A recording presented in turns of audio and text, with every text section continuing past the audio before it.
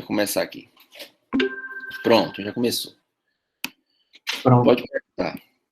Tá. E aí, no caso, a minha dúvida era, por que na prova nós não supomos, em algum caso, que o ângulo reto poderia também estar no vértice A? Porque é análogo, boa pergunta, viu? Essa foi uma pergunta muito boa. O caso, o C ser reto, tudo bem que vai influir. Esse daqui a gente tem que, é o primeiro caso que a gente tem que analisar, né? Porque é onde a gente vai aparecer aqui o cosseno, tá?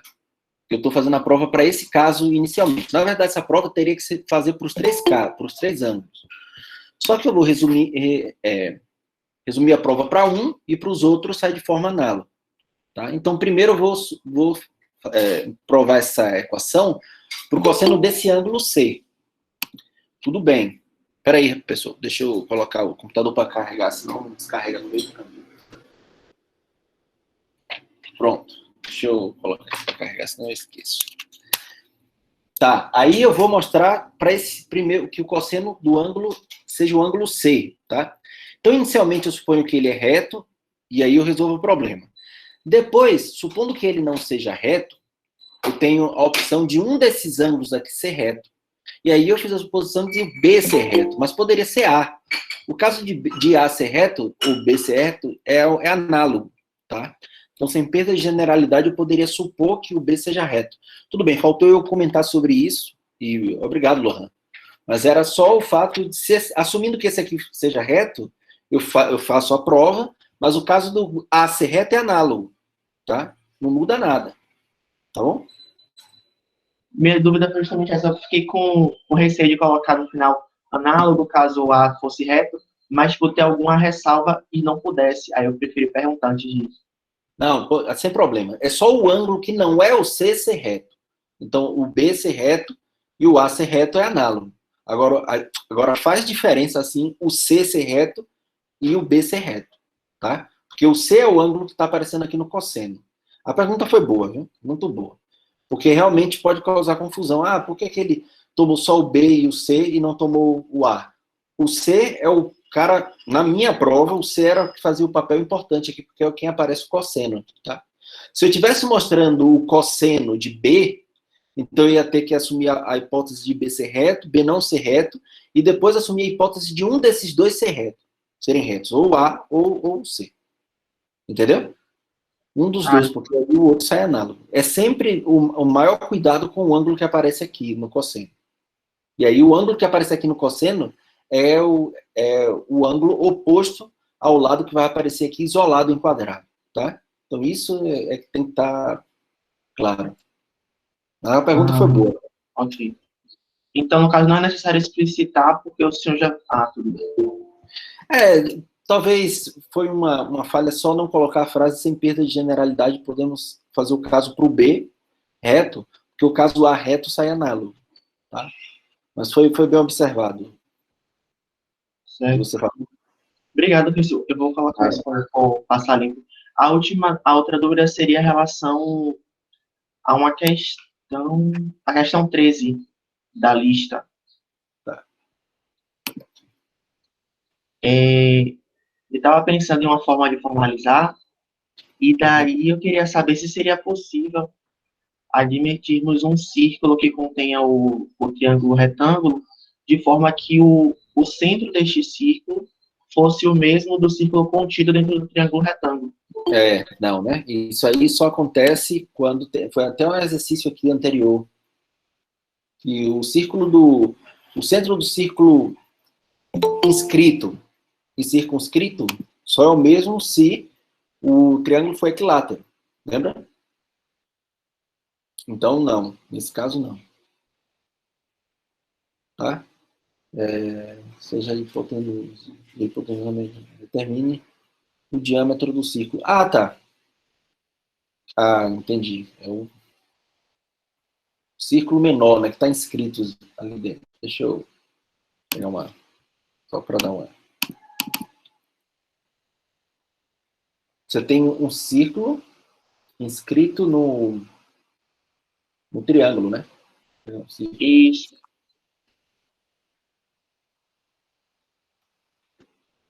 Vou pegar um círculo mais...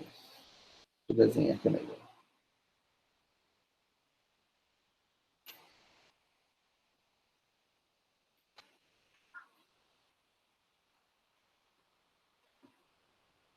Não, muito grande isso aqui.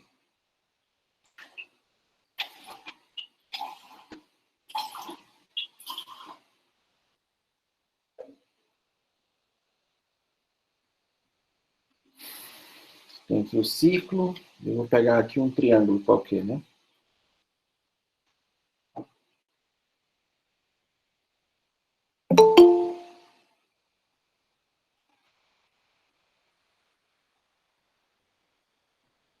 Parece que está retângulo aqui, mas não está, tá?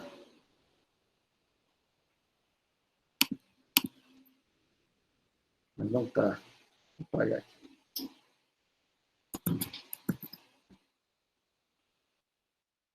Pronto. Está pedindo para mostrar qual é o diâmetro, né, desse círculo. Você precisa determinar qual é o raio do círculo. Então, tem aquela... Vou pensar aqui, ó. O que acontece com esse cara daqui? Não necessariamente esse cara é reto, tá? O desenho parece, mas... Lembra que a gente fez... Tem resultados que envolvem esses pontos de tangência aqui, tá? Do círculo com esses lados. Quando esses lados que tem tangência, você tem a congruência aqui, né? Desse pedacinho aqui, ó, daqui para aqui, com daqui para aqui. Você tem esses dois congruentes. Aqui também aparece a congruência. Aqui também aparece a congruência. Vou botar assim. Tá? E pense se isso não ajuda. Uma dica. Agora, isso que você quer usar, não. Tá? Aí não necessariamente é verdade isso.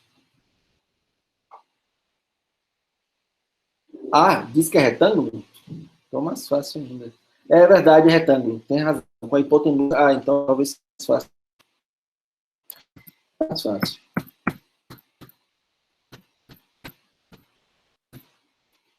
Então, supõe aqui a hipotenusa do lado A. Né? A, B e C, né?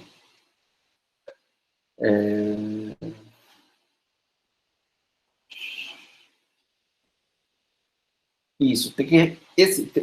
observar que esse cara daqui, ó, vai dar um quadrado. Se você observar isso, vocês vão conseguir. Tá? Por quê? Esse cara daqui é reto, porque são pontos de tangência. Esse daqui é reto, então esse cara daqui com certeza é reto. E aí, um lado desse quadrado aqui vai ser o raio. Tá? O lado desse quadrado vai ser o raio. Então, agora, o problema é determinar quem é o lado desse quadrado. Tá? Em função de A, B e C, obviamente. Né? Rapidinho. Tá bom? Entendi. Quando você estava desenhando, achei que você ia fazer um desenho bem parecido com o que você usou para fazer a prova da CIRC 7. Aí eu já ia perguntar para o senhor se a gente poderia usar ela de alguma forma para provar essa questão. Assim, o que é que fala assim, 7? Eu não lembro. Peraí que eu... É do círculo infinito ou Fala que se dois lados de um triângulo de vértice P são tangentes a um círculo, nos pontos A e B, então a medida do ângulo P é 180 menos a medida angular do arco menor, determinado por AB, e que PA é congruente a PB. Isso. É exatamente isso que eu estou falando aqui. Ó. Esse ladozinho aqui, ó, vai ser congruente a esse, tá? Esses dois lados são congruentes. E se esses dois lados são congruentes, com esse ângulo daqui sendo reto, esse daqui é reto, esse daqui é reto, esse ângulo também vai ter que ser reto, porque a soma dos ângulos internos do quadrilátero é 360. Então, eu tenho, na verdade, um quadrado, né? Um quadrado. Tá? Porque esse lado vai ser congruente a esse, os lados daqui das... dessas laterais aqui dos triângulos, dos catetos, né? Na interseção dos catetos com o círculo, vão ser congruentes, então, por causa desse circo 7.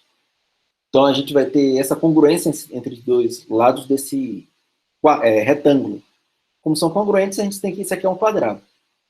Né? Isso aqui são raios, então é um quadrado. E aí, para determinar quem é o raio, que é o lado desse quadrado. Né? Então, tentar... Tem que determinar quem é esse cara daqui. Vamos lá. Se você chamar esse lado aqui de x, tá? Deixa eu ver. Dá para usar ângulo inscrito? Eu tinha pensado nisso. Mas agora eu fiquei... Tá, como assim ângulo inscrito? Como foi que você usou? Seria uma ideia? Eu não pensei nessa ideia também, de ângulo inscrito. Para determinar. Não pensei. Não sei como utilizaria isso. Qual é o ângulo inscrito que você pegaria, né?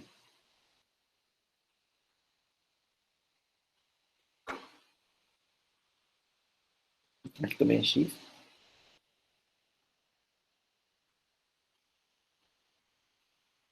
Peraí. A circo 7 não é essa que fala do... Ah, essa daqui é a questão 13, né? 13.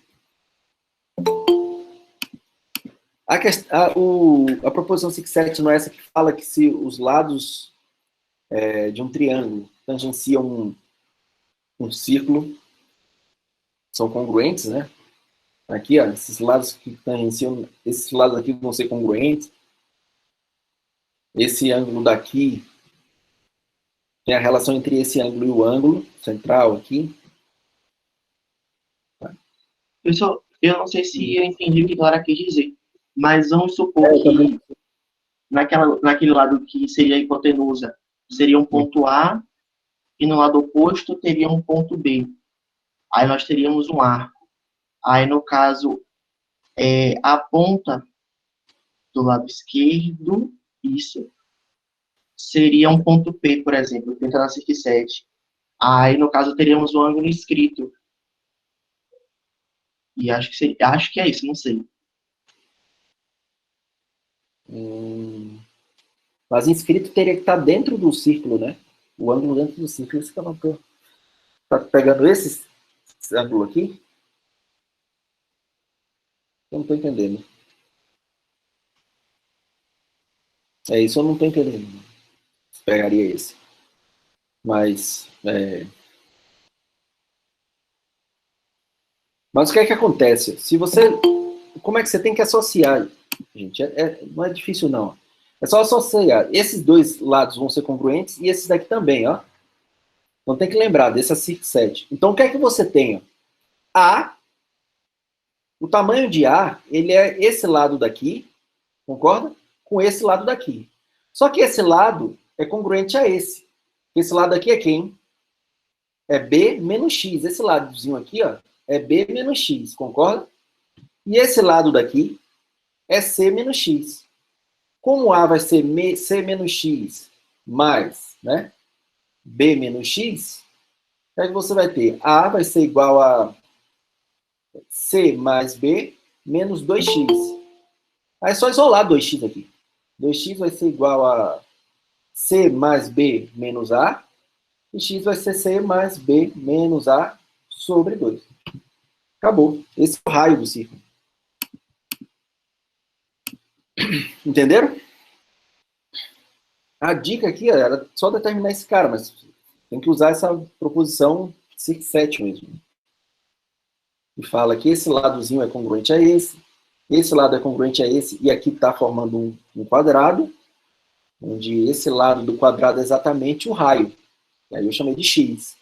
E aí esse lado daqui é congruente a esse. Então o A todo aqui, ó, é esse lado, que é C menos X, mais esse ladozinho aqui, que é congruente a esse, que é B menos X. Tá? Seria o quadrado? Não, né? Aonde? Aqui dentro? É um quadrado. Aqui dentro é um quadrado. Não, no caso, A igual a C menos X seria o quadrado ou... Não. Se esse... Observe. Eu vou só apagar, só para ficar mais claro ainda. O que é que está acontecendo? Acho que até aqui vocês entenderam, né? Que o ladozinho ali, usando... Ah, apagou. Voltou tudo.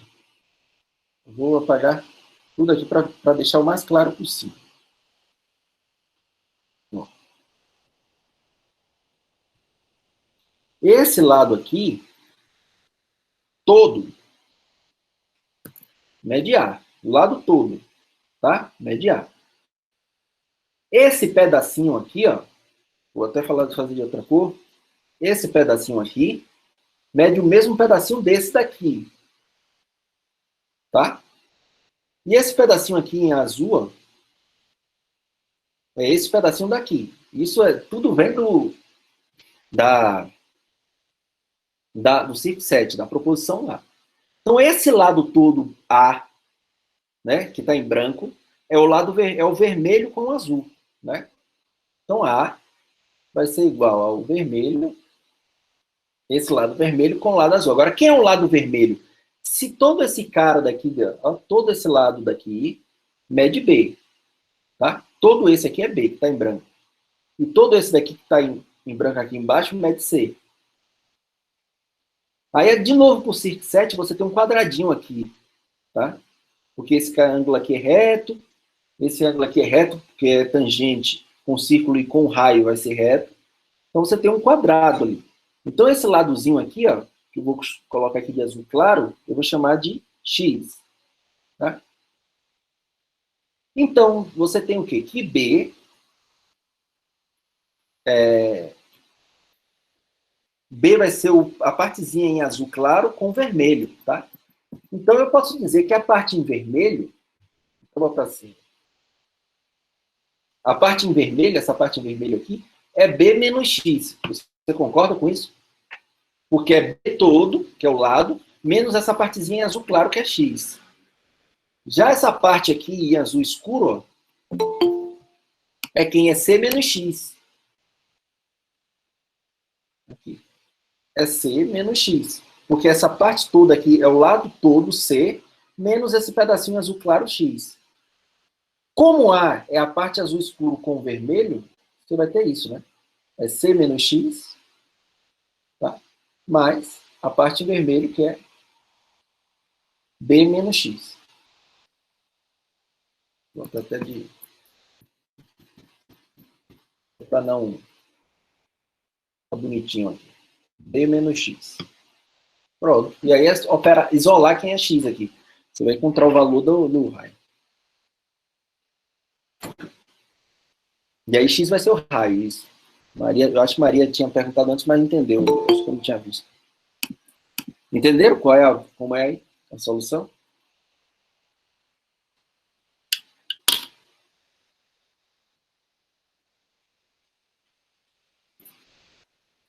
Beleza, gente? Entenderam aí? Nada.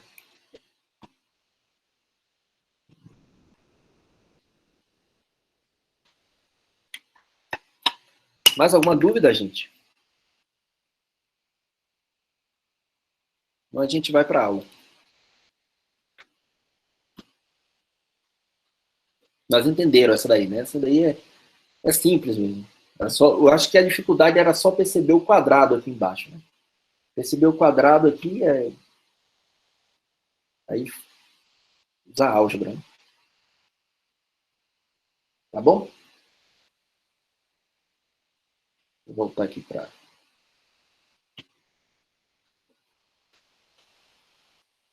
Vamos para a aula? Tem mais alguma dúvida da lista? Se não tiver, vamos para a aula. Não, gente, na aula de hoje a gente termina a parte de trigonometria, que é só mais uma proposição que eu vou fazer. O resto é tudo consequência do que a gente fez na aula. Então, se vocês pararem para ver, a parte de trigonometria não é muito conteúdo, mas tem bastante exercício que enrosca. Aqueles exercícios lá é meio chatinho de fazer, talvez. Eu não acho, eu acho simples, inclusive. Né? Tá bom? Mas é como eu falei, se precisarem de mais aulas de exercício com trigonometria, a gente faz bastante, tá? Faz bastante. Tá bom? Então vamos lá para a aula. Então, na aula anterior, o que é que a gente viu? A gente já tinha visto a definição seno, cosseno e tangente. Na aula anterior, a gente mostrou que o seno, o cosseno e tangente de π sobre 6, π sobre 4 e π sobre 3. Não foi isso que a gente fez? Fez a lei dos cossenos e seno. Basicamente foi isso que a gente fez na aula anterior.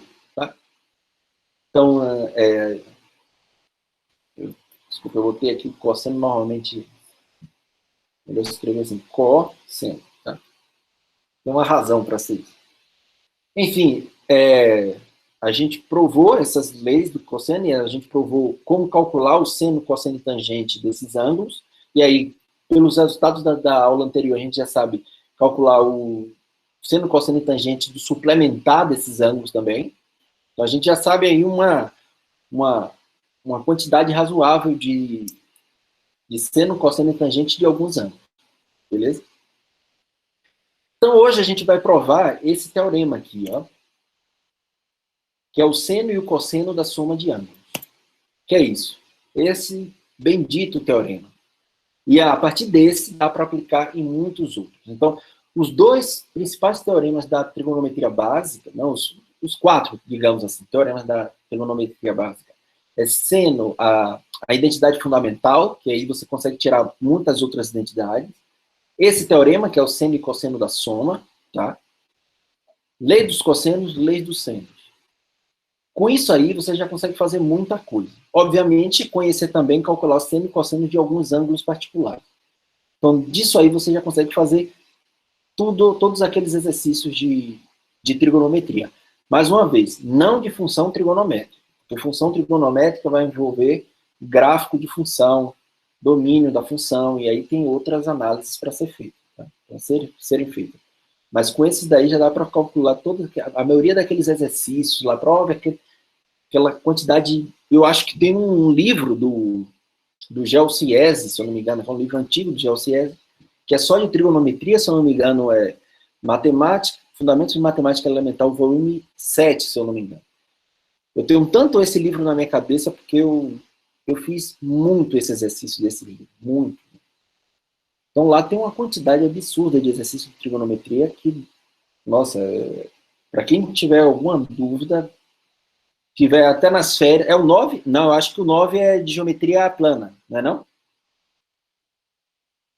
O 9 eu acho que é de geometria plana, tem um que é só de trigonometria. Eu não lembro qual é. Peraí, vou buscar aqui.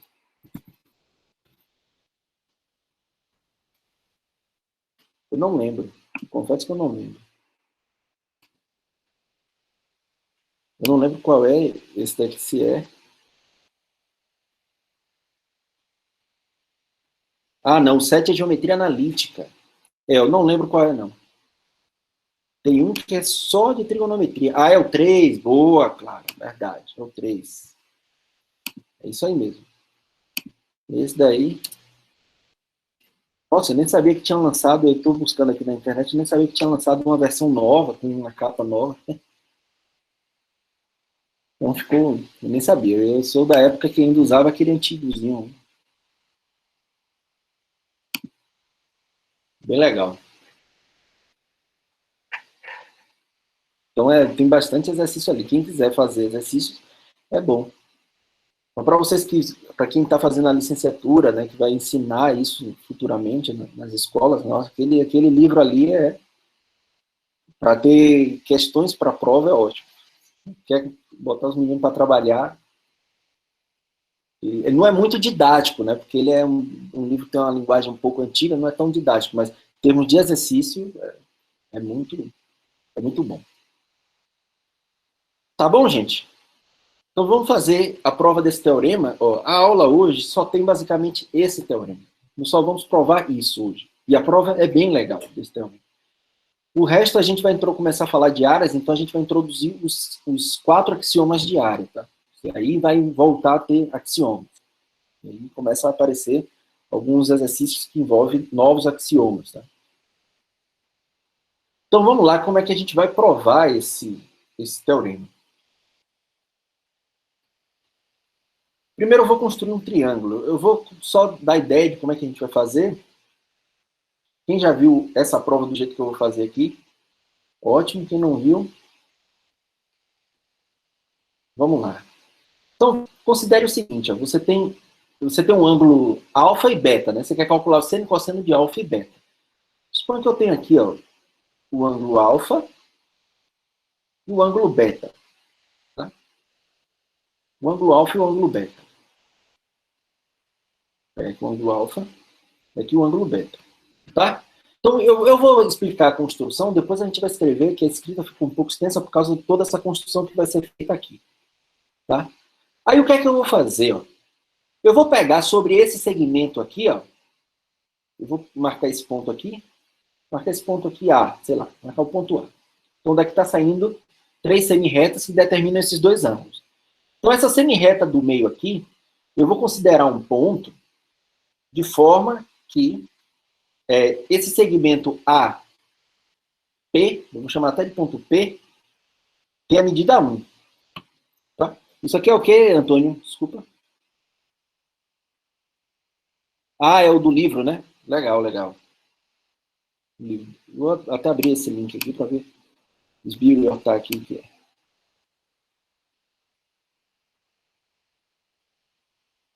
Ah, é informações do livro, né?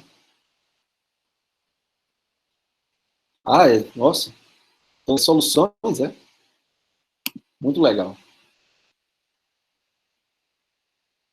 Muito legal. Então, vamos lá. Ó. Vamos para os livros, né? Boa, boa, Antônio. Obrigado. Então, vou considerar, ó, obviamente, pelo axioma de segmento, né? Eu posso considerar um segmento AP sobre essa semirreta de origem A de tamanho 1. Tá? Beleza? Aí,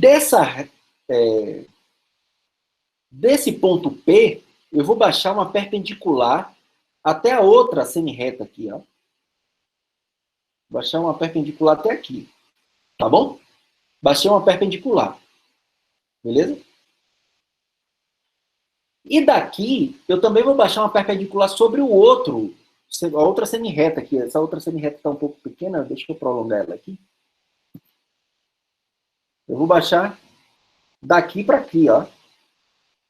Deixa eu ver. Aqui assim mais ou menos, né? Beleza. Pronto. Vou baixar aí. Tá? Beleza. Aí agora o que é que eu vou fazer? Sei lá, você pode até considerar o ponto aqui. Vou considerar esse ponto aqui de baixo o ponto B, tá? Você vai entender porque eu estou chamando esse de A e de B. O ponto P pouco importa. Beleza. Aí quando eu baixei essa perpendicular, que é perpendicular, né? Também é perpendicular. Eu vou traçar, passando por esse ponto aqui, que eu vou chamar de, sei lá, ponto D, e eu vou passar uma paralela a AB. Ó. Tomara que eu consiga fazer a paralela aqui, AB. Então que fique bem bonitinho. Pronto. Passei a paralela AB, tá? E aí eu vou tomar de A até essa paralela, a perpendicular, e prolongar essa perpendicular daqui até chegar lá. Ó. Beleza? Entenderam o que é que eu fiz aí? Eu estou dando um roteiro de como construir um retângulo, tá? Que contém os vértices do triângulo, de um triângulo que eu formei de hipotenusa 1, aqui. Não é quadrado, é retângulo. Um retângulo. É porque o meu desenho ficou parecendo um quadrado, tá? Mas é um retângulo. Poderia fazer de uma maneira que não fosse tão bonitinho assim, tá? Então aqui a B, não, eu botei aqui ponto D, né? Chama aqui de pelinha, tá? Chama esse cara aqui de pelinha. Aí A, B, C, esse daqui é o ponto D. Beleza? Então eu só vou começar a escrever isso, só para deixar registrado, porque essa é a parte mais chata de ficar escrevendo a construção disso aqui, tá? Então, sejam S, eu já vou até dar nome, tá? SAC, SAP e SAP', semi-retas, tas que alfa é o ângulo formado por SAC, SAP, e beta é o ângulo formado por SAP, SAP'. É só para ser formal, né? Então, primeiro eu estou tomando os ângulos. É a partir dos ângulos que eu vou construir essa figura, tá? Então, tomei primeiro esses ângulos, e aí eu vou construir essa figura aqui que está aqui. Tá? Então, aí o que é que eu vou fazer? Suponha, eu posso já supor, tá? Senão eu posso tomar, sei lá, P outro linha. Suponha que AP, a medida de AP seja exatamente 1. Caso não seja, aí você toma um outro P, duas linhas, ou P tio, que faça com que AP seja a medida 1. Então eu já posso supor que esse cara daqui tem medida 1. Tá? Não. Peraí. Desculpa, não era esse que eu queria, não. Eu fiz o desenho errado. Não era esse, não. Eu peguei o cara errado. Desculpa, gente. Vou construir de novo. Né? Esse aqui estava correto. O que eu peguei errado não era perpendicular aqui, não. Desculpa. É aqui, ó. Vamos lá. Como que eu explico de novo? Aqui está o ponto P. Tá? Então eu vou considerar aqui o A. Eu vou considerar o ponto C aqui de forma que aqui é perpendicular. Então estava correto aqui. Tá? E agora eu vou tomar, partindo daqui, perpendicular a essa semi-reta. Tá? É esse daqui que é perpendicular, ou seja, esse daqui é reto e esse daqui é reto.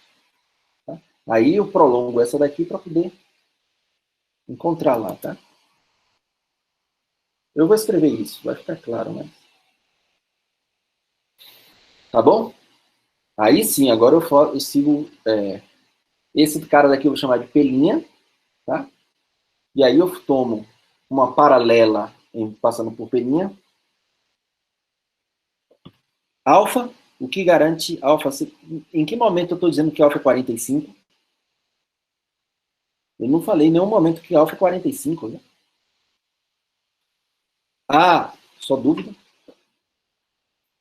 Ah, peraí. Ah, não. É. Não é 45, não. Alfa é um ângulo qualquer. Alfa pode ser um ângulo qualquer. Alfa e beta, dois ângulos quaisquer. Tá? Tá bom? Então, eu vou tomar aqui a, a, a paralela aqui, tá? Contendo esse ponto aqui. E aí eu prolongo aqui, ó. E aí eu vou construir o retângulo. É só que escrever isso fica um pouco chato, a construção, tá? Mas vamos escrever. Esse cara aqui é o B, esse aqui é o C e esse aqui é o D. É esse daqui. Agora ficou...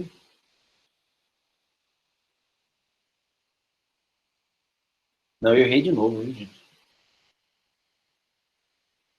Eu quero tomar um ponto...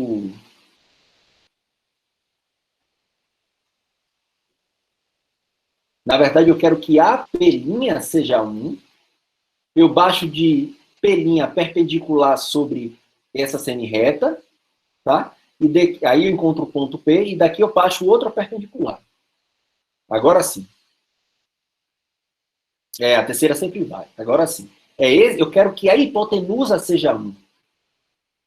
Tá? Eu quero que a hipotenusa seja 1. Então esse cara daqui é 1, a P'. Vamos escrever isso. De P' eu baixo a perpendicular sobre essa semi-reta, encontro esse ponto, e daqui eu baixo outra perpendicular. Tá? E aí eu tomo, passando por P', uma paralela a AB, o ponto que eu encontrei aqui quando baixei a perpendicular de P. Vamos escrever isso. Aí fica mais claro. Então aqui não é P, que... botar A, P' seja 1, que essa medida aqui seja 1, tá? E que P seja o pé da perpendicular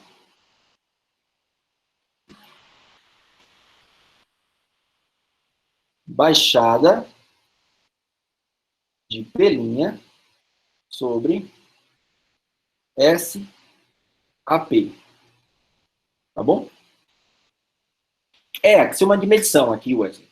Dizer que a P' é 1, eu estou tomando P' aqui nessa semi-reta, de forma que esse cara tem a medida 1. Isso, exatamente. Eu posso pegar, colocar a régua aí no ponto zerado em A e tomar o ponto P' de forma que aquilo ali seja 1.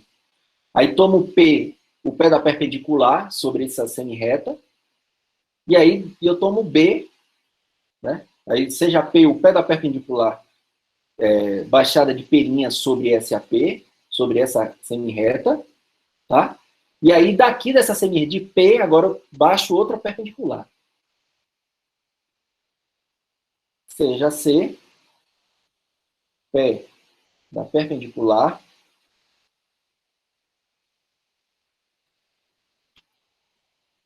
baixada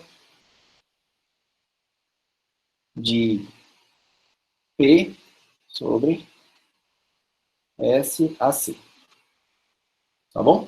Semi-reta. Essa é a B, desculpa. Desculpa, aqui é B. Aqui é B. Isso, ótimo. A regra infinita tem que sempre estar no bolso mesmo. Exatamente. Aí você encontra o ponto B, tá? Agora, passando por P, tome uma paralela a AB. Passando por P', considere uma paralela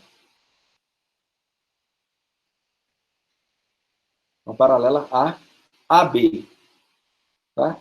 Que é esse cara daqui.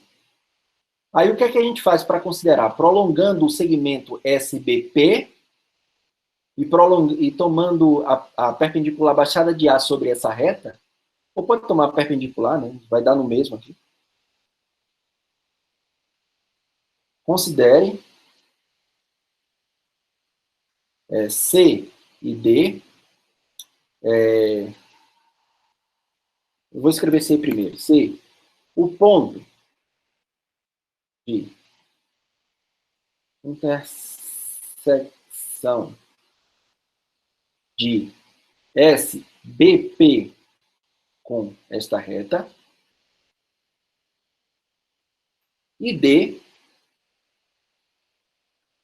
o pé da perpendicular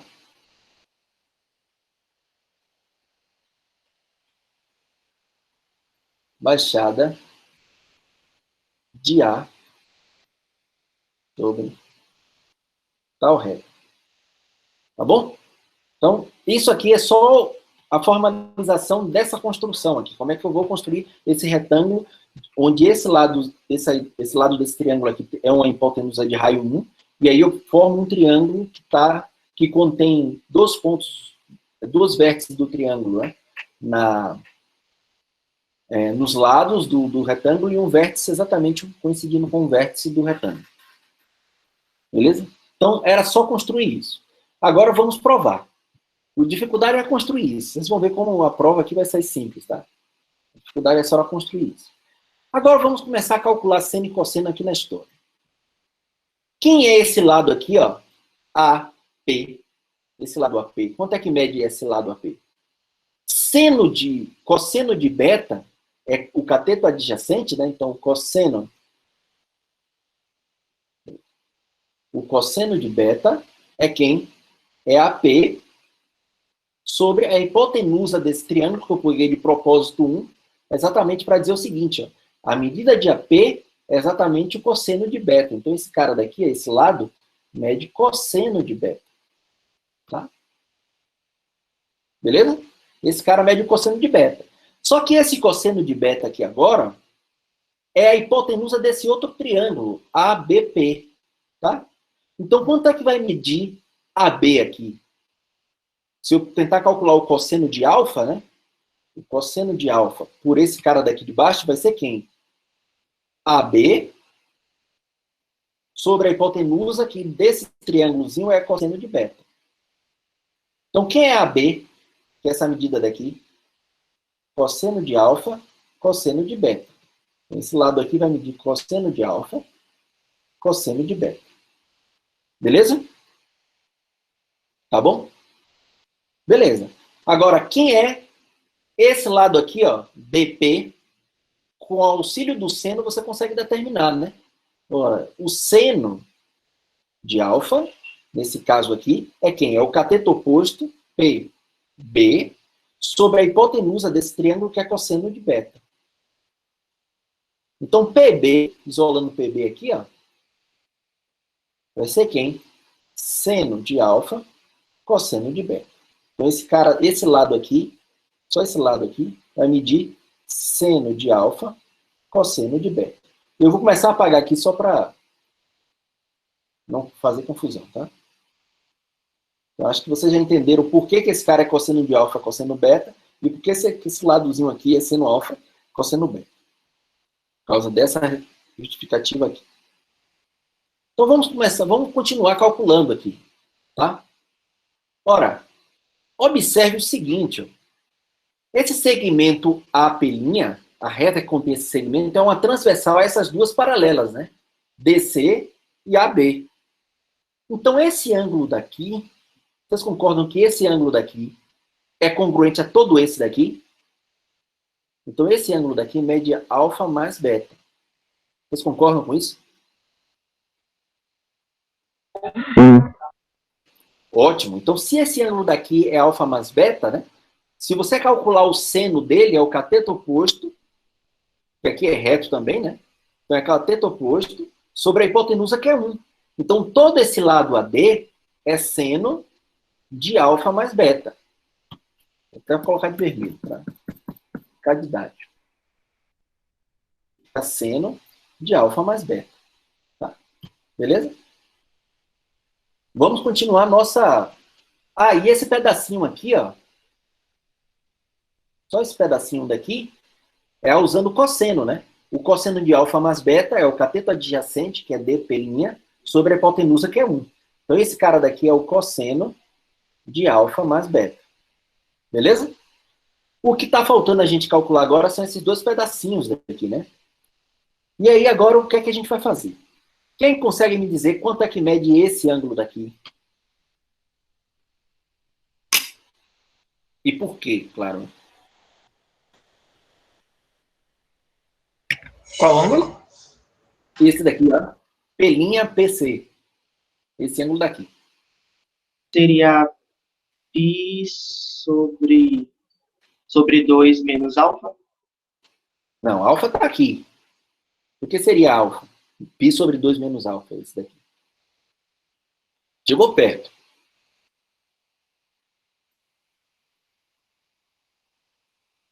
Estão falando aí no chat, pessoal. Opa. Alfa menos 90. Não, é a mesma coisa, né, que o Lohan falou. E vai falou alfa mais beta? Também não. Esse daqui não é alfa mais beta.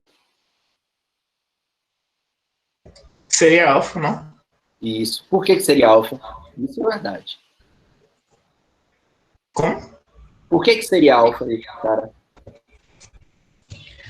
Eu pensei como é que se diz? Em triângulos semelhantes. Semelhança? Ok. Tudo bem. Por que seriam semelhantes aí? Eu tenho que o ângulo C, aqui nesse caso, é reto. Tá, ok.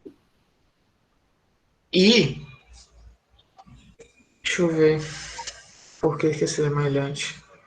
Semelhança ângulo-ângulo, eu posso fazer isso, né? Pode, mas qual é o outro ângulo? Isso é o ponto, né? Ah, o ângulo C é 90? O ângulo C é 90. Eu posso usar esse ângulo 90 como fazer essa semelhança? Não, tem que ter dois ângulos congruentes, né? Você só está usando um, que é o 90. Falta outro ângulo que seja congruente, né? Ah, é. Mas você falou bem, é a alfa. Por quê? Ó? Vou explicar para você. Ó, a soma desses ângulos internos aqui é 180. Aqui tem o alfa. Então, a soma desse com esse é a mesma coisa da soma desse com esse, concorda? Sim, sim, sim. Então, esse daqui é um raso, né? Que é 180. Então, esse com esse, só vai sobrar esse pedacinho. Que é a mesma coisa de alfa, porque é o que falta para ser 180, por causa desse triângulo. Exato. Alfa também. Beleza? Aham. Pessoal, isso que o senhor explicou para a gente, vai ser formalizado ou não é necessário, tipo assim, algo com sequência direta? Não, eu vou formalizar. É porque a formalização é chata mesmo. Eu fiquei com uma dúvida imensa agora, como é que eu escreveria isso? Não, eu vou escrever, só para vocês verem como é que eu escreveria isso, tá? Tá bom? Eu vou escrever tudo isso. Mas vai ficar um pouco longo, mas eu vou escrever. Então, esse cara daqui é alfa, por causa dessa justificativa, a soma dos ângulos internos aqui é 180, como aqui a soma desse com esse é igual à soma desse reto com esse, então o que é que falta aqui para 180? É exatamente o alfa. Tá? Então aqui é alfa. Tudo bem, se aqui é cosseno, esse ladozinho aqui, ó, PP', vai medir quem? Seno, né? Ó, aqui. Vou até botar de vermelho de novo. Esse cara daqui, ó, é seno de alfa, de beta, desculpa.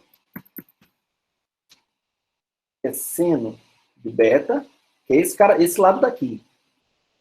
E esse cara daqui, como sendo alfa, o beta aqui, esse seno de beta é a hipotenusa agora, né?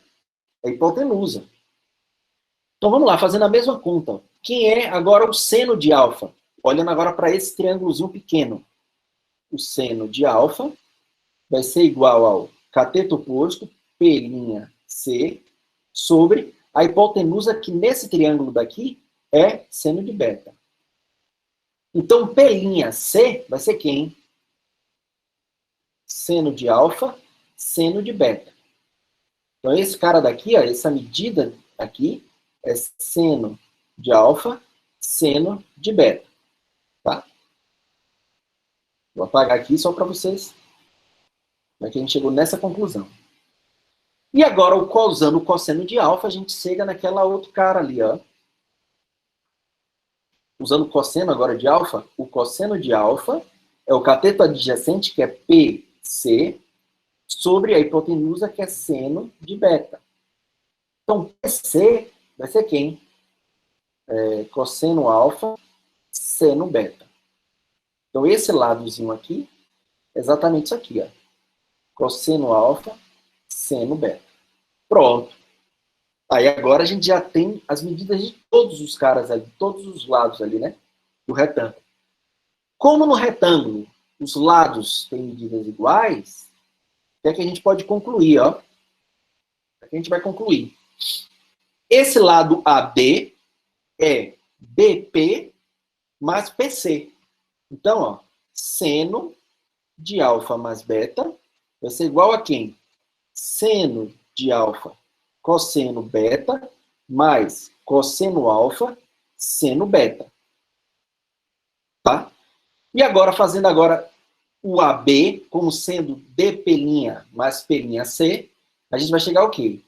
Cosseno de alfa cosseno beta é igual a cosseno de alfa mais beta mais seno de alfa seno beta. Isolando o cosseno de alfa mais beta, eu vou escrever aqui embaixo, ó, cosseno de alfa mais beta, vai ficar quem? Isolando, passa o seno alfa, seno beta, subtraindo. Então, vai ficar cosseno alfa, cosseno beta, menos seno alfa, seno beta. Beleza? Então, a gente chega exatamente no resultado que a gente tinha.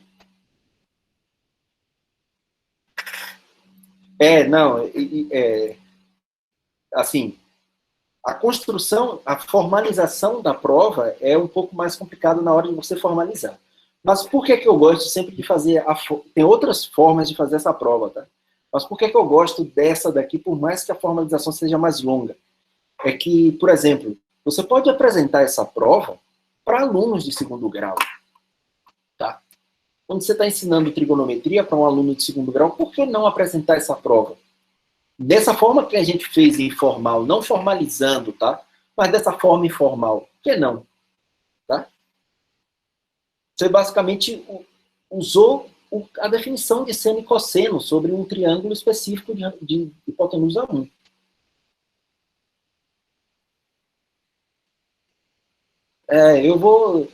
Algumas vezes eu preciso fazer uns desenhos para entender o que é que vocês escrevem.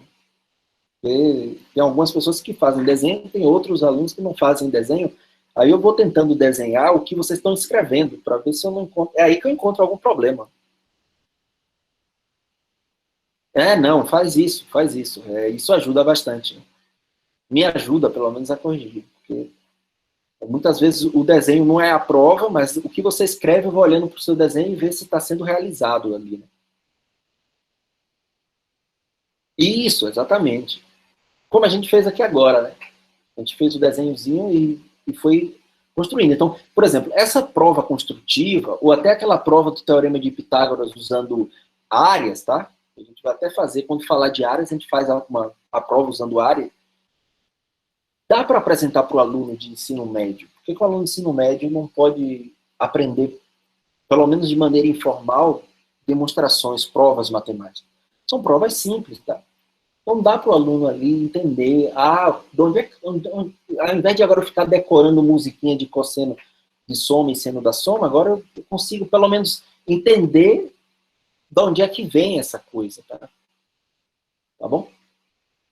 Bom, vamos para a parte mais chata, que é formalizar tudo isso aqui. Então a gente já construiu os retângulos, tá? Então agora vamos terminar de formalizar. Eu vou escrever, observe que temos... Observe que o triângulo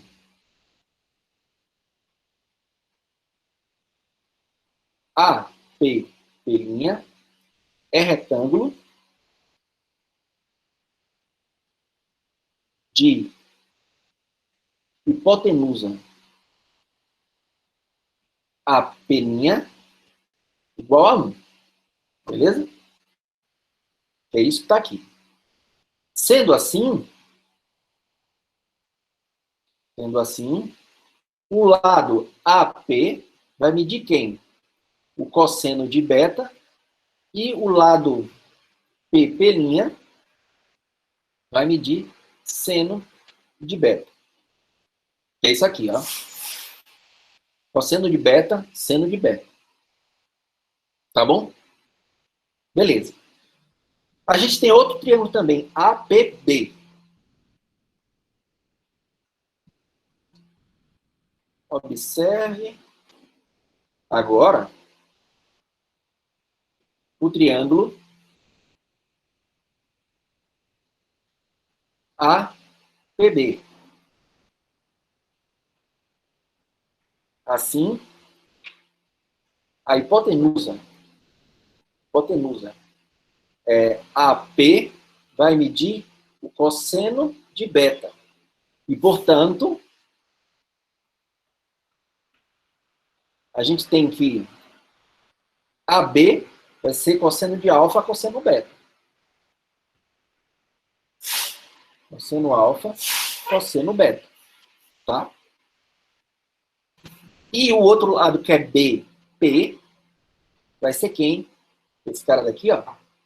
Seno alfa, cosseno beta. Seno alfa, cosseno beta.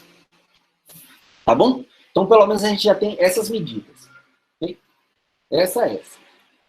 Agora vamos para essa explicação aqui, ó, que a reta que a AP' é transversal. Né? A AP' é transversal às paralelas BC e AB, e, portanto, o ângulo, que é o ângulo, aquele ângulo ali, ó, DP'A,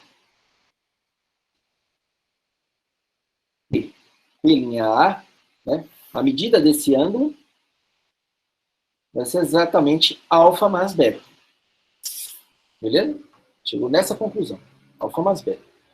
Pronto. Se esse alfa mais beta, a gente tem novamente um triângulo de hipotenusa 1 aqui.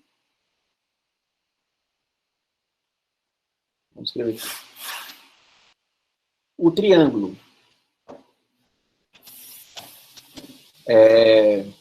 DAP' é retângulo de hipotenusa. Hipotenusa AP', que a gente já sabia que media 1. Assim, o lado AD, tá? Vai medir quanto? Exatamente o seno desse ângulo, né? Que é o seno desse ângulo, é esse lado sobre a hipotenusa, que é 1. Então, é seno de alfa mais beta. Seno de alfa mais beta. Beleza? Pronto. Agora a gente já determinou mais um lado, agora vamos determinar esse. E DP', que é esse lado daqui, vai ser exatamente o cosseno de alfa mais beta. E DP' vai ser exatamente o cosseno de alfa mais beta. Beleza? Pronto. Agora vamos olhar para aquele outro triângulo. Observe que no triângulo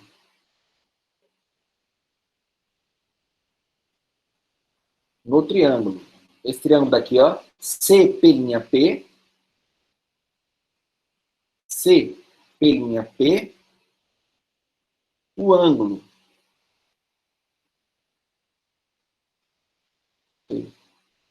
CP', essa medida desse ângulo daqui é igual a alfa. Tá? Aí eu não vou justificar, não. Depois, esse aqui, vocês pensam por que isso aqui é alfa, porque é essa justificativa que eu dei, né? Isso aqui vai ser ângulo, é o suplementar de toda a soma desses ângulos daqui, né? E aí a soma desse ângulo é exatamente a soma desse com esse. Então, alfa tem que ser exatamente esse cara. Então, observando que esse daqui é alfa, então quem é que vai ser P'C? Deixa eu só escrever. O ângulo, esse ângulo é alfa, e a hipotenusa é seno de beta. Tá? Logo, o que é que a gente tem? Logo, P'C é seno de alfa, seno beta. P'C é seno de alfa, seno beta. E PC, aquele outro lado ali, né? Vai ser quem? Cosseno, por causa do ângulo, né? Cosseno de alfa seno beta. Cosseno alfa seno beta. Pronto. Como A, B, C, D é retângulo, temos que AB é igual à medida de DC, só que a medida de DC eu posso escrever como sendo, né? DP' mais P'C, DP' mais P'C, e a medida de AD é igual à medida de CB, que é igual a CP mais PB. E aí agora a gente substitui todos esses valores que a gente encontrou, ó. Esse, cadê outro? Esse, e tem mais, cadê? Esse daqui, tá? São esses, e esse daqui, e AB, tá? Então vamos lá. AB, cosseno alfa, cosseno beta, AB é cosseno alfa, cosseno beta, tá? Isso aqui vai ser igual a quem? A dp', onde é que está dp'? Aqui, dp' é cosseno de alfa mais beta, cosseno de alfa mais beta, mais quem? P'C. E aí, quem é P'C? P'C, seno de alfa, seno de beta. Então, isolando aqui, ó, cosseno de alfa mais beta, a gente chega que vai ser cosseno de alfa, cosseno beta, menos seno alfa, seno beta. Ok? E agora, eu vou até escrever aqui, ó. Esse daqui é 1, esse daqui 2, só para facilitar. Então, 1, você tem isso, e de 2, você vai ter que AD, então vamos lá procurar o AD, que é seno de alfa mais beta. O seno de alfa mais beta, ele vai ser igual a quem? CP, que é PC, cosseno de alfa, seno de beta, seno de alfa, seno de beta, mais o PB, que a gente encontrou aqui atrás. PB, seno de alfa, cosseno beta. Seno de alfa, cosseno de beta. E aí terminou, né? Encontrou esse cara, encontrou esse daqui. Beleza? E aí, termina a prova. Demonstração. Beleza, gente? Então, a formalização realmente é um pouco chata de escrever, mas olha se não dá para fazer essa demonstração para alunos de ensino médio, né? Dá para fazer, fácil. É só que é chato de escrever. Não é que é grande, né? É chato ficar escrevendo toda essa formalização. Tá? É a mesma coisa, por exemplo, quando você vai fazer aquela prova usando área. Se você for realmente formalizar, prova de Pitágoras usando área. Formalizar, escrever, aí cansa, mas a ideia intuitiva que você tem da demonstração é muito, muito interessante. Então, dá para explicar essa maneira de utilizar o raciocínio dedutivo, né, para conseguir concluir o seno e cosseno da soma. Tá bom? Pessoal, Diga aí. ali é, no caso, o ângulo formado em P, no caso, APB, seria π sobre 2 menos alfa, não é isso? Aonde é? No triângulo APB. APB, tá? O que é que tem? Ali em P, o ângulo seria π sobre 2 menos alfa, não é isso? Isso, perfeito. Esse daqui é Ah, π sobre 2 menos alfa. Pronto, pode até colocar aqui, π sobre 2 menos alfa, né? Com mais π sobre 2, só vai sobrar quem? alfa. Alfa. Obrigado. Tá bom?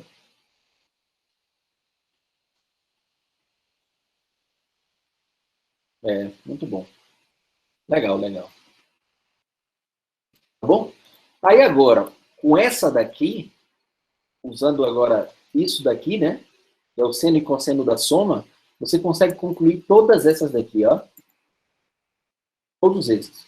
Tudo segue de corolário. Por que eu coloco corolário? Porque é uma consequência daquela dali. Obviamente você vai fazer manipulação algébrica. Isso aqui nada mais é do que está lá na lista de exercício, né? É o exercício, esse exercício aqui, ó. Exercício 21. Tá? É tudo isso aqui do exercício 21. Exatamente esse cara daqui. Então, por exemplo, né? Como é que você faria a tangente de alfa mais beta? Você sabe que tangente de alfa mais beta é seno de alfa mais beta sobre cosseno de alfa mais beta. Pronto, sabendo isso, desenvolve aqui e vê se você não vai encontrar isso. Tá? Mas aí é manipulação. A cotangente né? 1 sobre a tangente de alfa mais beta. Assim, é álgebra, tá? E aí vai desenvolvendo. seno de 2 alfa. Aqui, quando aparece alfa sobre 2, você tem que sempre lembrar dessa relação aqui, né? Cosseno de 2 alfa. Se você aqui agora substituir 2 alfa por alfa, aqui no lugar de alfa vai aparecer alfa sobre 2, mas está envolvendo o quadrado. Aqui, né? Aparece alfa sobre 2, cosseno de alfa sobre 2.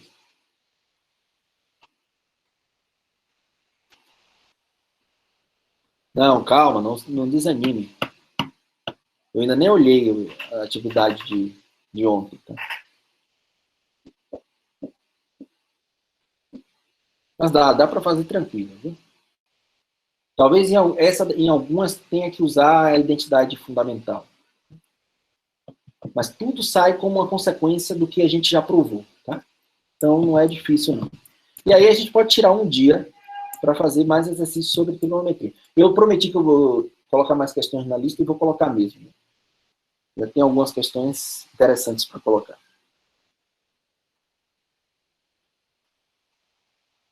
Tá bom, gente?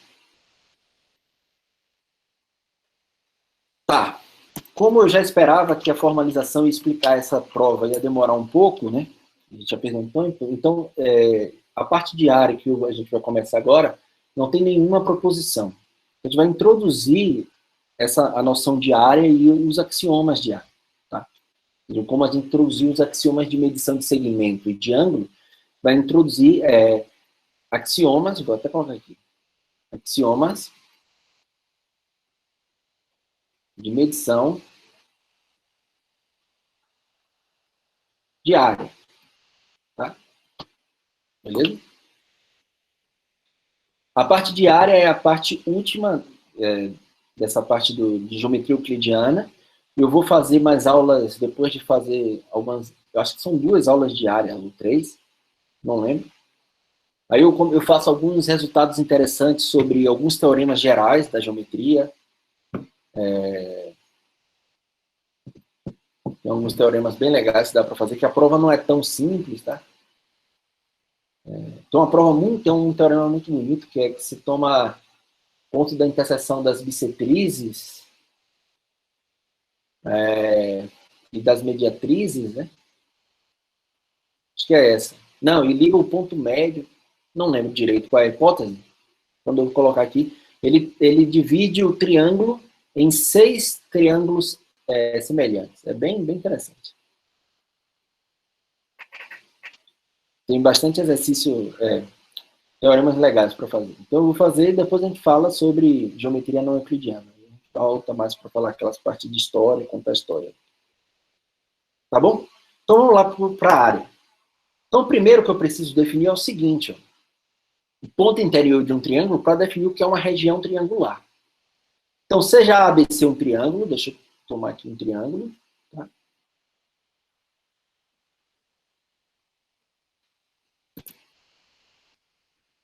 Um triângulo qualquer. Tá?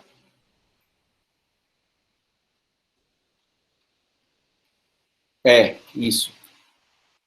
A área, não, depois de área, vai ter mais aulas sobre esses teoremas mais específicos, talvez é mais uma aula, e depois a gente começa a falar de geometria não euclidiana. Tá? Que aí vai demorar talvez umas 4 aulas mais. E aí acaba o conteúdo. A gente fica só... Quer dizer, a gente tem aquele período de exercícios antes da última prova. A última prova é no dia 9 de junho. Vamos ver, vamos programando aqui as coisas. Vai dar tempo no final de fazer bastante exercício. Então, se eu tomar aqui um triângulo, né?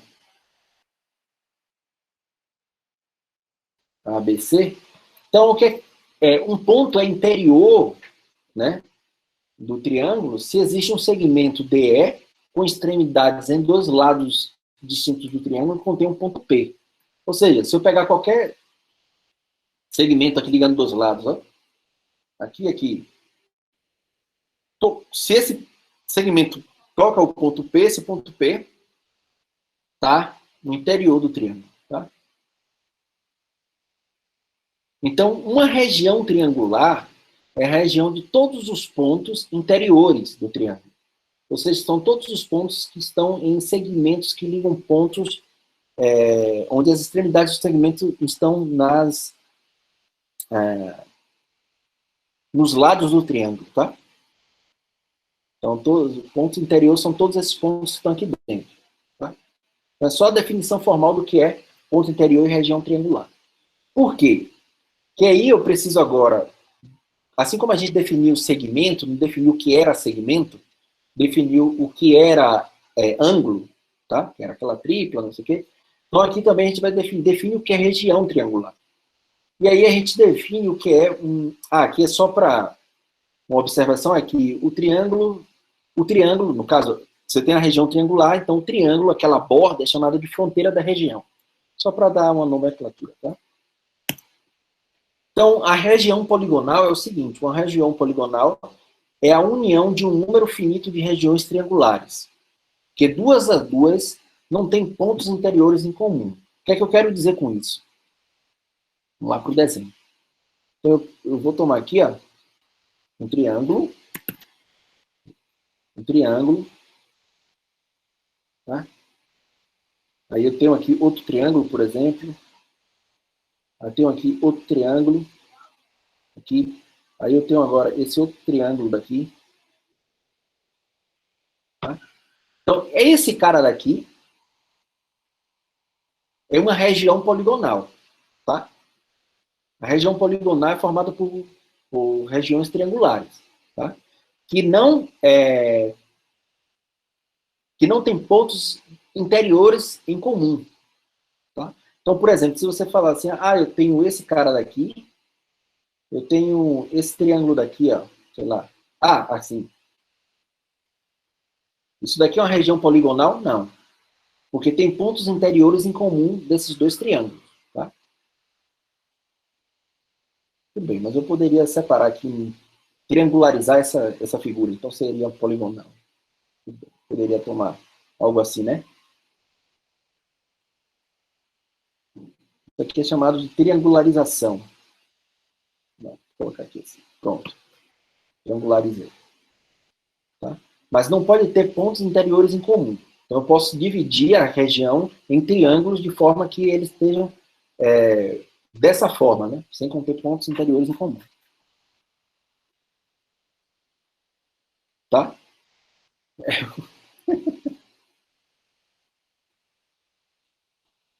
Tá bom?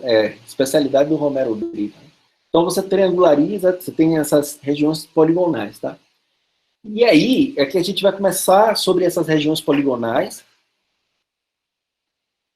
Um polígono, região poligonal, é formado de dois ou mais regiões triangulares. Perfeito. É isso aí mesmo.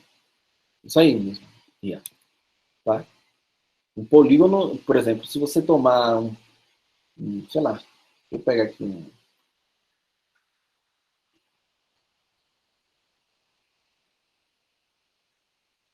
um hexágono, por exemplo, né? Eu posso triangularizar esse cara, né? Como esse daqui é regular, é fácil de triangularizar esse cara. Né? Basta você ir tomando assim, né? Pega o centro e vai tomando esses caras. Então, de fato, um polígono regular é uma região poligonal, né? É a fronteira de uma região poligonal. Eu consigo polígonos, consigo regiões triangulares, né? Ali, dividir os pontos interiores em regiões regiões triangulares. Tá bom? Então é isso que a gente precisa. Uma outra região que a gente vai estudar, não são as regiões poligonais, mas são os setores circulares, tá? Então essa é a definição agora. Seja um arco de um círculo determinado pelo ponto A e B. Então deixa eu só desenhar aqui esse cara.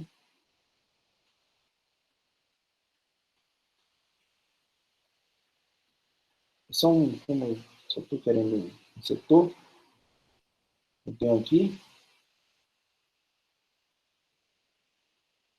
um arco terminado por A e B. Tá? A e B. E o ponto O, o centro, né?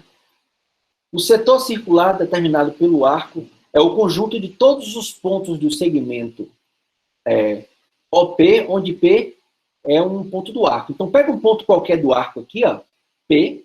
Então, todos os pontos desse segmento, ó, P, tá no setor circular. Então, o que é que eu faço? Estou fazendo? Estou tomando todos esses pontos. Ó. Então, eu estou preenchendo esse cara, né? Então, a definição de um setor circular é o conjunto de todos esses pontos que estão no segmento que liga a origem do círculo a um ponto do arco. Tá? E aí eu vou enchendo tudo isso aí. Tá bom? Então, isso é um setor circular e uma região poligonal são todas essas regiões aqui, né? Eu vou pintar aqui também. Tá bom? Esse lado aqui. Vai ficar bonitinho. Tá bom? Pronto. Então, definido o setor circular. Nossa, ficou com acento aqui o circular. Ó. É de círculo. Vou botar aqui. Corrigir isso aqui.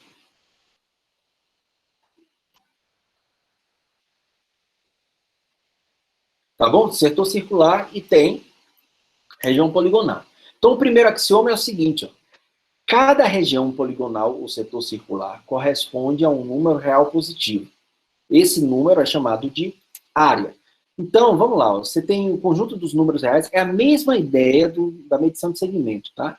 Eu tenho aqui o conjunto dos números reais, só que são positivos, tá? Então, iniciando aqui a de 0, aí ele segue aqui infinitamente, né? Para lá. Então, está dizendo o seguinte, ó, cada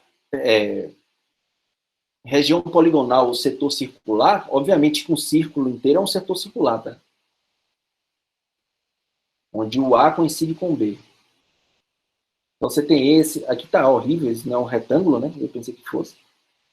Então tem um valor aqui, número real, associado a cada polígono. É como se você tivesse assim, colocando numa bolsa todas as regiões poligonais e todos os setores circulares, e aí para cada um que eu tomar tem um número associado. Esse número associado é o que a gente chama de área. Qual é a diferença daqui para esse axioma, para os axiomas de ângulo e os axiomas de medição, né, de segmento? Ah, não. Tudo bem. A correspondência lá da... Não, esqueça o que eu ia falar. Eu ia mais bagunçado que ele. Então é só isso. Corresponde a um número que a gente vai chamar de área. Tá? Esse é o primeiro axioma, diz isso.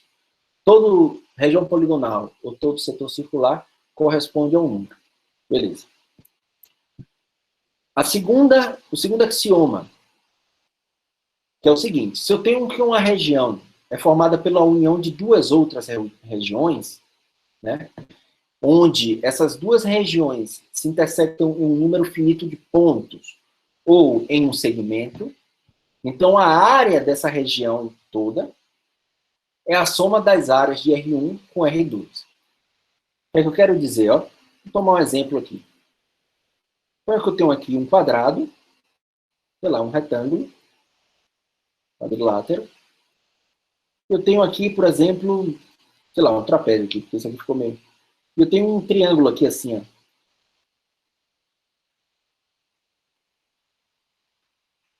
Tá?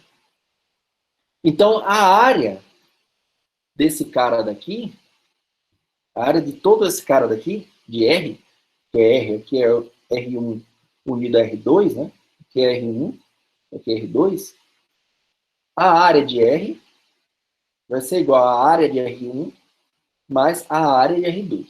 Mas observe a hipótese, tá? São regiões que se intersectam em um número finito de pontos ou em um segmento. Então, observe que eles estão se intersectando apenas nesse segmento aqui, tá? Ou a gente pode ter esse caso aqui, por exemplo.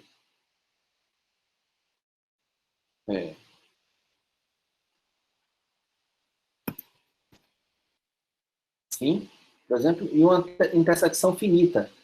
Pegar esse daqui, pegar esse daqui. Vou pegar essa região, desculpa. Vai, essa daqui só. Então, aqui está o R1 e aqui o R2.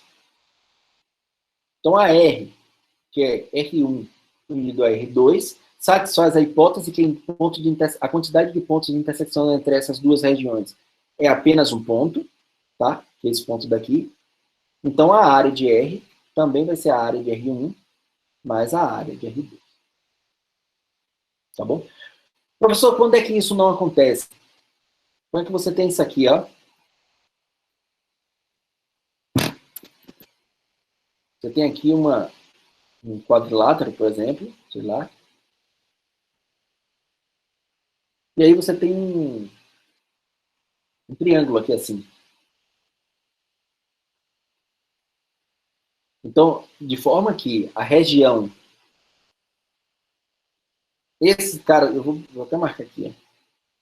Tem a região R1 e tem essa região R2. Observe que a quantidade de interseção entre esses dois caras não é uma quantidade finita, porque tem ponto interior, tá?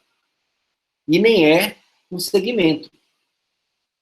Então, é uma quantidade infinita de pontos de interseção entre essas duas regiões.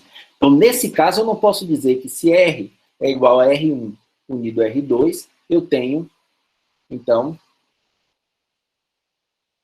a área de R1 mais a área de R2 igual à área de R. Isso aqui é falso, tá?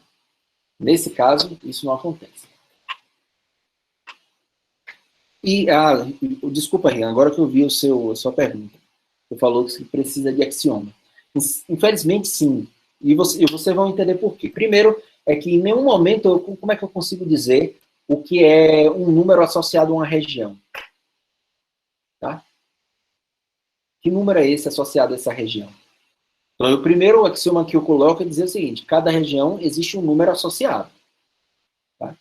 Então, esse é o primeiro axioma. Beleza? O segundo axioma é dizer como é que eu consigo calcular medidas de união de regiões. Está dizendo, se eu estou unindo duas regiões, então eu sei como calcular. Esse axioma está me dizendo, basta eu somar esses números associados a cada região. E aí eu vou ter o número associado a essa região nova, que é a união dessas duas, outras duas. É isso que está dizendo esse axioma 2, de área 2. Tá? O axioma de área 3 diz o seguinte: região triangulares limitadas por triângulos congruentes possuem mesma área. Beleza? Então, sei lá, se eu tomar aqui um triângulo, ó, um triângulo aqui, esse triângulo. E aí eu tomo um triângulo aqui, sei lá, por mais que ele esteja assim, né? De forma que seja congruente. Tá mal o meu desenho aqui, mas tudo bem. De forma que esse daqui seja congruente a esse, né? Então eu tenho aqui A, B, C. Eu tenho A', B', C'. A, B, C, congruente A', B', C'. Então a área, normalmente eu vou denotar assim, viu? A área de ABC é igual à área de A', B', C'. Beleza? Esse número associado à região poligonal, eu vou denotar assim, A, e aqui eu vou colocar quem é. Só para uma anotação. Tá? Então, essa área são iguais. É isso que está dizendo esse axioma. Tá? Está dizendo o seguinte, esse axioma. Figuras parecidas têm mesma área. Tá? É isso. Figuras poligonais congruentes têm mesma área. E aí, quando eu falo de triângulo, eu estou falando de regiões poligonais, né? Porque toda região poligonal é formada por triângulos, e se nessa região poligonal eu tenho outra região poligonal, onde todos os triângulos compõem essas duas regiões poligonais, são congruentes, então eles têm a mesma área. E é exatamente sobre esse axioma que você prova aquela teorema de Pitágoras usando área. Lembra que vai movendo os triângulos, retângulos que aparecem na história, e você consegue mostrar usando área, já que a área é preservada, né, por triângulos congruentes, e mostra que aquelas duas regiões poligonais tinham a mesma área, e aí você usa isso para concluir o teorema de Pitágoras. Lembram lá? Então, a formalização daquela prova tem que passar pelos axiomas de área. Por isso que é um pouco mais chata escrever a formalização, mas dá para fazer para os alunos de forma mais construtiva. Beleza? Esse é o axioma 3 de área. E o axioma 4, que é o último axioma, que é o seguinte. Lembra lá de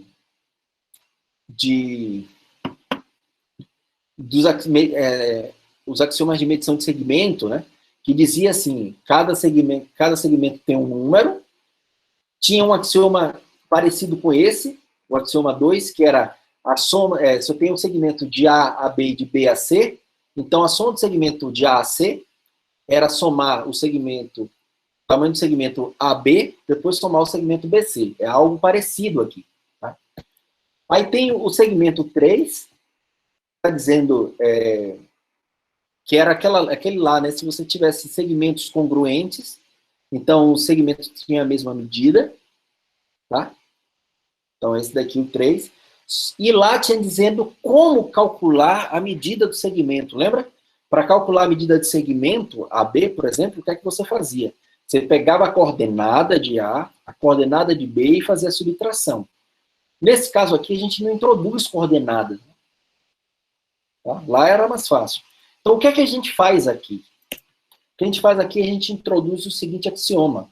O axioma que diz que a área de um quadrado de lado A é A ao quadrado. Só esse axioma. A gente introduz a mais. Aí vocês podem perguntar, professor, parece um roubo aí, né? Você já está colocando como axioma o que é a área de um quadrado. Talvez, a primeira coisa que vocês poderiam pensar, a gente não ia provar que a área do quadrado é essa? A gente introduz isso como axioma, tá? Por muito tempo, se achava que era possível fazer essa prova. Tá? Espera que Ram perguntou aqui, proposição. A área de um polígono regular, de polígonos regulares, é o produto da área do triângulo formado por dois vértices do polígono e o centro e a quantidade de... Peraí. A área de um polígono regular é o produto da área do triângulo formado por dois vértices do polígono e o centro. Isso, perfeito. Isso aí. Isso se não está como exercício, fica como exercício. Isso, Matheus, exatamente. Como axioma, a gente tem isso. A ao quadrado. A área de um quadrado de lado A sempre vai ser isso. Você multiplicar os lados, né? Esse por esse. Aí, a partir desse axioma, que é o que a gente vai fazer na próxima aula, a gente vai provar como a gente consegue calcular a área de retângulo, área de trapézio, área de paralelogramo, área de triângulo e área de... que só isso. Então, a gente vai deduzir na próxima aula, as áreas de todas essas regiões a partir da área do quadrado, desse axioma, e dos outros axiomas, óbvio. Que aí os outros axiomas vai dizer como a gente pode tomar triângulos congruentes e dizer que tem a mesma área. A gente vai fazer todos esses tipos de construções, tá? Beleza? Então, por exemplo, o Matheus já falou aqui, tira A ao quadrado sobre 2 é a área do triângulo. Assim vai, né? É bem por aí, mas a formalização ainda precisa fazer um pouco mais de escrita. Tá? Beleza? Uma outra coisa antes de terminar a aula, que aí a gente deixa essas provas para a aula que vem, é o seguinte. A gente não vai falar aqui de geometria espacial, geometria euclidiana plana, né? E a geometria espacial saiu do curso de Fundamentos de Matemática Elementar 2 do diurno, tá? Então vai sair na nova ementa e vai ter uma disciplina só específica para a licenciatura, que é geometria espacial. Mas o que é que você faz de geometria espacial análogo à geometria plana? Começa a introduzir axiomas que garantam medir volume, por exemplo. Então, lá na geometria espacial, você precisa introduzir axiomas de cálculo de volume. Tá? Então, aí, a geometria é construída de forma análoga. Então, por isso que a gente meio que está evitando falar de geometria espacial aqui, porque aí começa a ficar bem análogo às coisas que são feitas em geometria plana. Tá? E aí, obviamente, usa os axiomas da geometria plana, e aí acrescenta alguns axiomas para medida de volume, por exemplo. Tá? Beleza, gente? Então é isso que eu queria contar para vocês hoje. Ela foi bem mais rápida. Dava para provar uma das proposições, né? Você quer perder mais tempo. Tranquilo, daqui para frente vai ser assim, tudo tranquilo. Deixa eu colocar a lista aqui, né?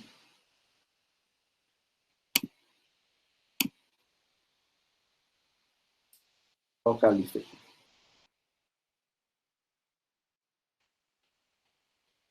A parte de área não é complicada não, tá?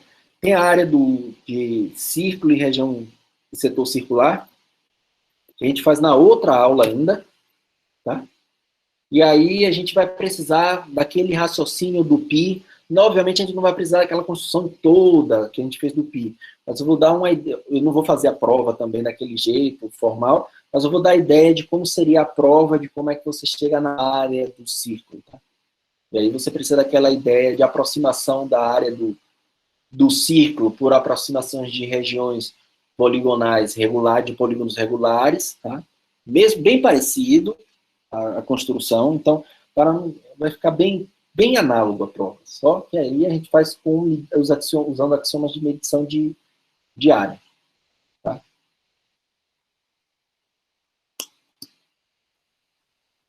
Beleza?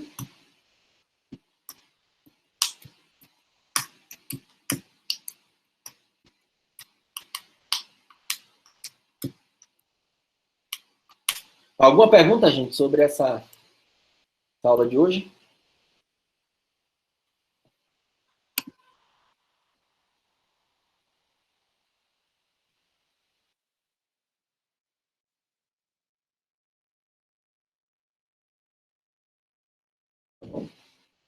Ótimo. Então, nos vemos sexta. Tá bom? Boa noite a todos. Sexta a gente faz a prova desses caras aí. Tá?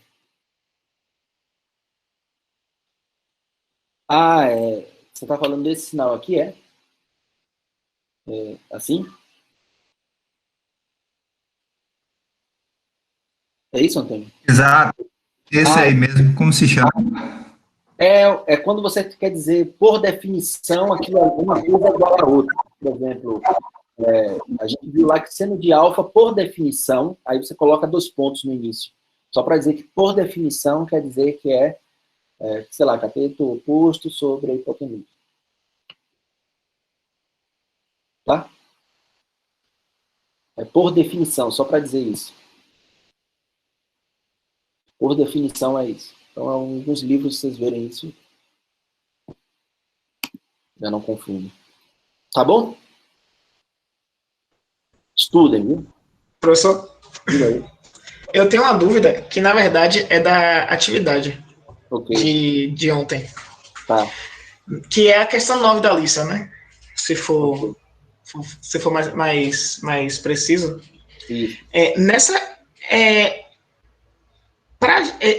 Essa questão de qual arco é maior seria relacionado ao ângulo formado por E ou ângulo central? Não, é o arco, né? Eu estou perguntando qual desses 2 arcos possui o mesmo raio. Sim. Qual dos 2 arcos são maiores, né? Isso. Porque, assim, eu fiz a prova lá, e aí eu achei... Cadê? Deixa eu ver aqui se eu acho. Aqui. Não, calma.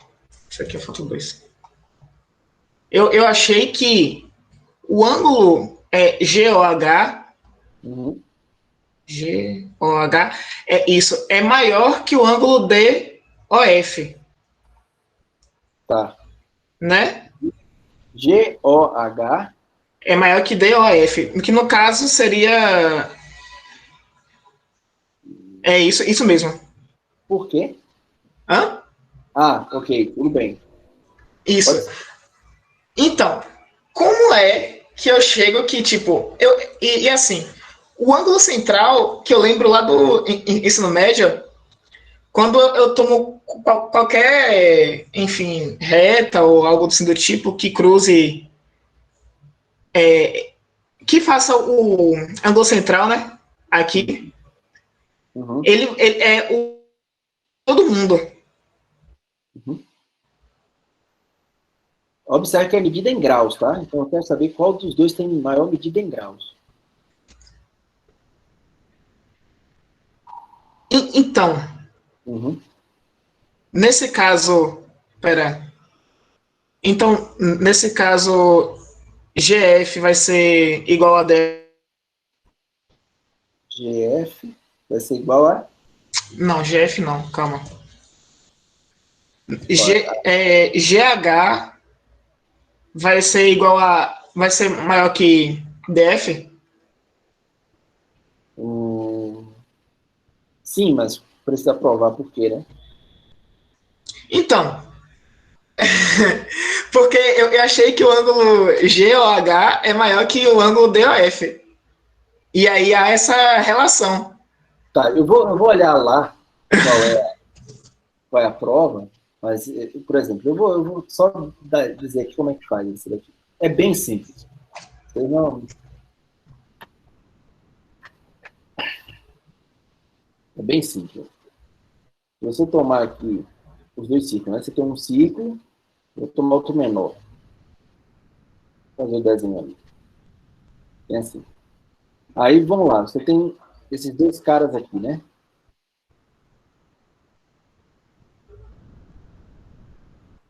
Então, você tem esses dois arcos aqui. Só me lembra o nome aqui. Aqui é G, né? GH. GH e deixa eu ver o outro. É DF. DF. Beleza. É só fazer o seguinte. Ó.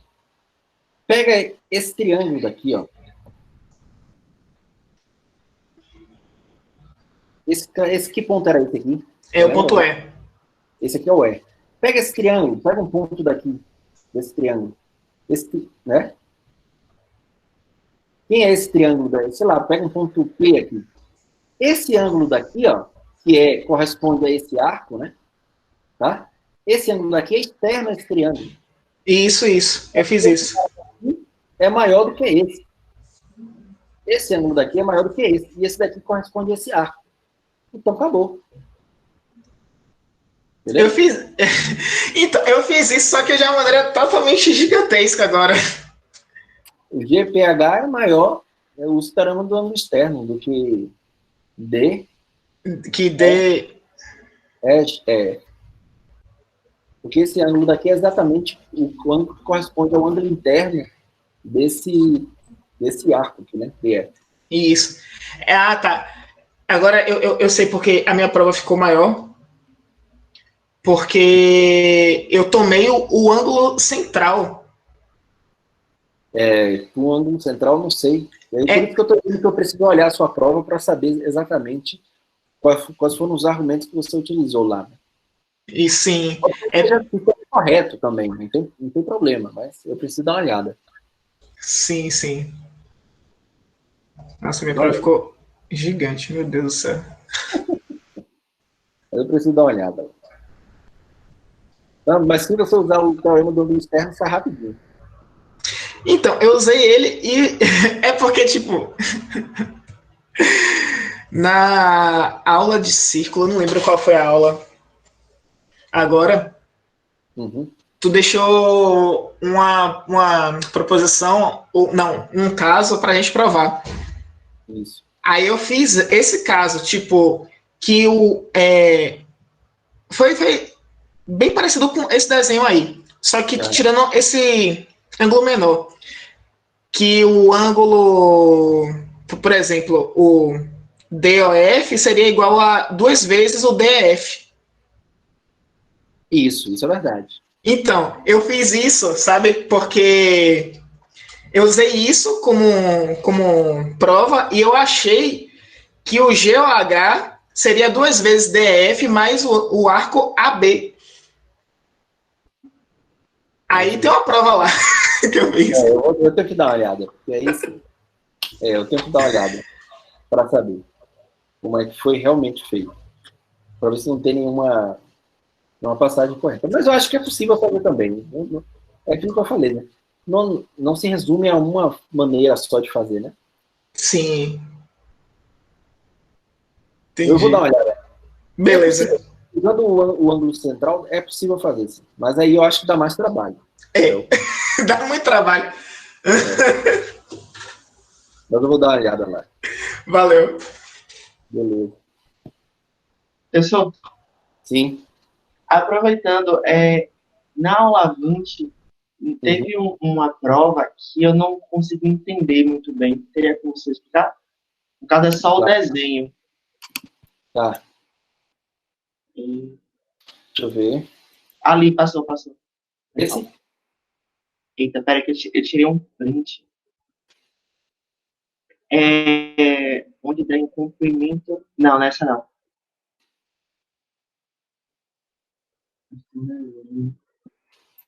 Independência do círculo. Foi essa. Não sei esse não.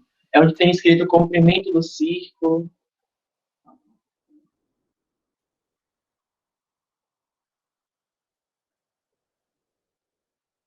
Não é essa. Eu deixei de exercício. Foi na aula 20 mesmo? Foi. É porque eu verifiquei. Deixa eu ver qual é. Lembra qual é a proposição? Olha aqui no caderno que eu anotei. Tá. Teria como eu compartilhar a tela, mesmo? Porque assim. Claro, peraí.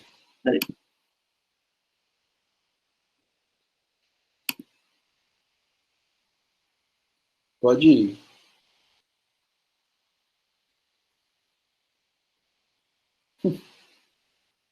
Essa conversa de vocês aqui é um parque aleatório. Isso é... Abriu? Sim, abriu. Tô vendo. Aqui, ó. Só que eu acho que foi na aula 20, eu tô com certeza. Isso aí foi na hora que eu falei sobre... foi só a observação do seno, né? Você vai calcular o seno de 90 e o seno de 180. Mas o que era... Tinha alguma coisa específica? Tudo bem, essa coisa do comprimento do círculo era só para justificar por que a gente usa a notação em π para denotar a medida de ângulo agora, tá? Então, No só para... caso, que se você tomar um círculo de raio 1, como eu coloquei ali, né? O comprimento do círculo inteiro, né? O comprimento do círculo é 2π, então um semicírculo vai ter medida π. Foi só para isso, só para justificar que 180 agora, sei lá, em graus, a gente agora pode associar o número π, que é o comprimento da metade de um círculo de raio 1. Só para justificar o uso dessa medida em radianos, né, em π, usando π. no caso, a dúvida foi outra. O comprimento de... Eu não sei se aqui é CO ou CD. Aqui, ó. Quando... Aí era para justificar o seguinte, quando o O coincide com D... Não, peraí. Aqui é nesse lado daqui. Quando o ponto B coincide com C, que coincide com D. Quando acontece isso, então CD vai ser 0, né? Porque C e D coincidiram. Mas então, no caso, coincidir no mesmo ponto ou serem colineares, que você fala?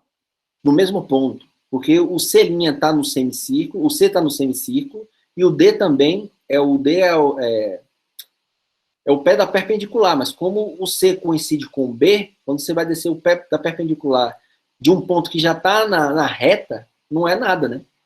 Você não tem perpendicular. Entendeu? Ou seja, C já está numa reta. Você vai baixar a perpendicular do ponto que já está na reta, vai dar ele mesmo. É isso que eu queria dizer aqui. E C coincide com D porque deu o pé da perpendicular de um ponto que já estava na reta. Vai dar ele mesmo. Era só para justificar por que o seno de 0 é 0. Entendi. Porque aí CD vai ser 0, porque C e D coincidem, a medida de CD vai ser 0, tá? E aí, como o CD é 0, quando você usar na definição de seno, o CD vai ser 0, né, a medida. Então 0 sobre qualquer coisa é 0, então seno de 0 é 0. só para justificar o coisa que eu escrevi antes, eu acho. Mas Não, o que coincide, no caso, não seria somente o O, que é o centro, com o D? Não, aí é quando o ângulo alfa é π sobre 2. Quando o alfa Tá, essa anotação não tem a ver com desenho, né? não, porque na Ah, hora porque eu fiz o desenho e fui explicando na aula, né? Aí quando realmente, se você pegar só o desenho, vai ter uma confusão, né? Mas se você olhar lá a gravação da aula, você vai perceber que tá explicado esse desenho aí, né? tá. É porque no caso, para de compartilhar. É porque no Tranquilo. caso, quando eu sempre passo a limpo os Aham. slides. Só que aí, como eu só passo olhando o slide, acaba que eu sempre relaciono o desenho com o que está escrito. Aí a Hum, dúvida foi essa. não, tranquilo. Muito obrigado, professor. Nada, tranquilo. Não se preocupe, não. Tá bom? Deixa eu parar a gravação aqui.